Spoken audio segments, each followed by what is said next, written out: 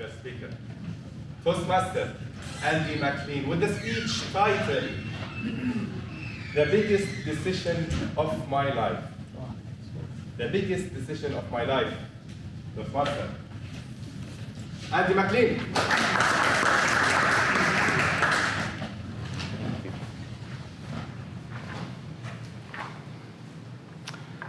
The biggest decision of my life. Now I'd like to start with a question. What is the biggest decision that we have ever made in our lives? What's one decision which has shaped who we are? And what's one decision which has completely changed the trajectory of our lives? For me, a decision is a commitment to a path. It's saying an irrevocable no to all the other options. Good evening, Toastmasters, and most welcome guests. Good evening. Tonight, I have the pleasure of sharing with you the biggest decision of my life. It's the reason I'm stood here in front of you all today. It's the reason that I remain hesitant and still skeptical, despite it being the middle of November, to sometimes step outside because of the heat. It's my move to the Kingdom of Saudi Arabia. Now, it's only appropriate to start this right at the very beginning. And a caveat I just need to add is last week's story was an exaggerated tale. This week it's going to be a much more honest representation. So I'm going to start right at the very beginning when the opportunity first presented itself to me. At the time, it was last winter. My career in finance, it was stuck in neutral. Days were filled with certainty. You could suggest that I had contentment, but there was too much contentment, there was too much certainty. I'm sure we've all felt it at some point in our lives, where you're so certain how the day is going to go, you can almost forecast each day. I was able to anticipate every day as it happened. Therefore, I needed change. And it wasn't just a small change. I needed a massive, immediate change. I needed that compelling future to move towards. And that's when the CEO approached me. And he'd also sensed that same plateau and offered me the opportunity to lead on the finances of our operations here in Saudi. Now, as you can anticipate, the decision itself, it wasn't easy.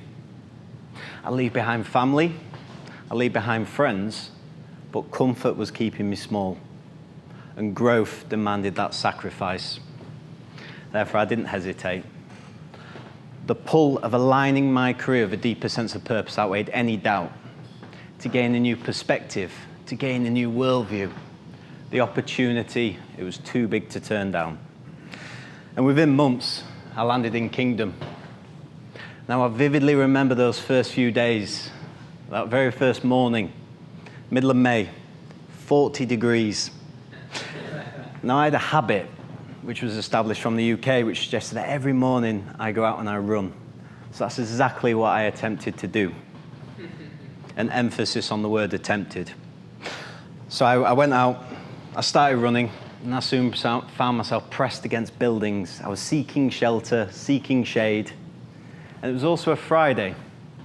So something I didn't understand at the time was on a Friday, all the stores that were closed in the morning.